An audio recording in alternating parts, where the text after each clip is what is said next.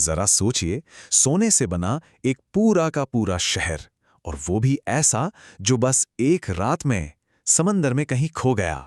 क्या ये सिर्फ एक कहानी है या फिर हजारों साल पुराना एक ऐसा सच जो आज भी समंदर की लहरों के नीचे दबा हुआ है? कृष्ण की नगरी द्वारिका का आखिर रहस्य है क्या? तो चलिए इस कहानी की गहराइयों में उतरते हैं। एक ऐसी कहानी जिसमें वैभव है, युद्ध है और एक ऐसा श्राप है जिसने इतिहास को हमेशा के लिए बदल कर रख दिया। तो ये कहानी शुरू कैसे होती है? ये शुरू होती है एक पलायन से, जब भगवान कृष्ण अपनी प्रजा को जालिम जरासंध के बार बार के हमलों से बचाने के लिए पश्चिम की तरफ ले आए। कहा जाता है कि उन्होंने समंदर से ही जमीन मांग ली और वहां खड़ा कर दिया सोने का एक ऐसा शहर जिसकी चमक मानो स्वर्ग को छू रही हो। नाम था द्वारका। लेकिन महाभारत के महायुद्ध के बाद सब कुछ बदल गया। एक मां के आंसुओं से एक श्राप निकला। गांधारी का वो श्राप ठीक 36 साल बाद एक भयानक हकीकत बन गया, और देखते ही देखते द्वारका हमेशा हमेशा के लिए लहरों में समा गई। सदियों तक ये सिर्फ एक कहानी ही मानी जाती थी, लेकिन फिर विज्ञान ने इस कथा की परतें खोलनी शुरू कर दी। पुरातत्वविद डॉक्टर एस.आर. राव ने समंदर की गहराइयों में सच को खोजना शुरू किया, और उन्हें जो मिला उसने सच में सबको हैरान कर दिया। महाभारत में द्वारिका को वारी दुर्ग यानी पानी का किला कहा गया है, और देखिए समंदर के नीचे एक पूरे शहर के खंडर मिल गए। ग्रंथों में लिखी वो भव्य दीवारें, बुर्ज और नागरिकों को पहचान के लिए दी जाने वाली मोहरें, एक एक करके सब कुछ सच साबित हो रहा था। इस इनक्रेडिबल खोज के बाद डॉक्टर राव ने जो कहा वो इतिहास बन गया।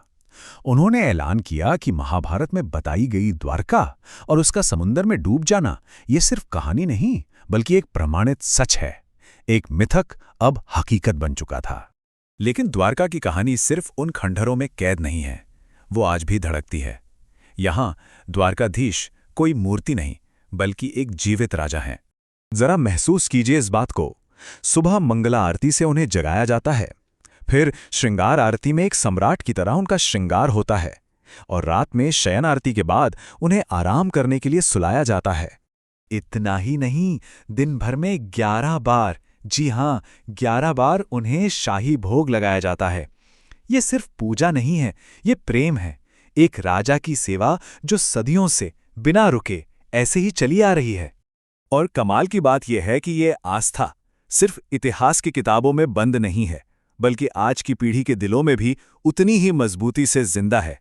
जैसे कि झील को ही ले लीजिए, वो एक सिविल इंजीनियर हैं और मानती हैं कि मॉडर्न होने का मतलब अपनी जड़ों को भूल जाना बिल्कुल नहीं है।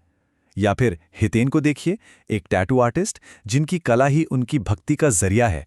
हितेन कहते हैं, मैं उन्हें भगवान से पहले अपना दोस्त मानता हूं। यह है आस्था का नया रूप, जो नियमों में नहीं बल्कि एक गहरे पर्सनल रिश्ते में बंधा है। ये आस्था एक ऐसी मजबूत डोर है जो आज के युवाओं को उनकी विरासत से जोड़ती है और उन्हें अपनी पहचान पर गर्व करना सिखाती है। और यही आस्था सिर्फ व्यक्तिगत नहीं है, ये तो पूरे भारत को एक साथ जोड़ती है। देखिए, सदियों पहले महान दार्शनिक आदि शंकराचार्य ने भारत के चारों कोनों में 4 धामों की स्थापना की थी। पश्चिम में द्वारका, उत्तर में बद्रीनाथ, पूर्व में पुरी और दक्षिण में रामेश्वरम। ये सिर्फ मंदिर नहीं थे, ये एक आध्यात्मिक धागा था जिसने इस विशाल देश को एक सूत्र में पिरो दिया। सच तो ये है कि भारत को शायद राजाओं और सम्राटों ने उतना नहीं बनाया जितना उन अनगिनत तीर्थयात्रियों के कदमों ने बनाया है, जिनकी आस्था ने इस देश की आत्मा को जोड़े रखा। आस्था ने ही हजारों साल पहले भारत को एक किया था, और आस्था ही आज इसे बनाती है। तो आखिर में सवाल यही रह जाता है कि सच्ची नींव क्या है? क्या वो सच है जो पत्थरों के नीचे दबा है, या फिर वो जो आज भी करोड़ों लोगों के दिलों में जिंदा है? देखिए, जब कोई कहानी इतनी ताकतवर हो जाए कि वो पूरे देश की पहचान का हिस्सा बन जाए, तब शायद इतिहास और आस्था के बीच की जो महीन सी लकीर है ना, वो उतनी मायने ही नहीं रखती।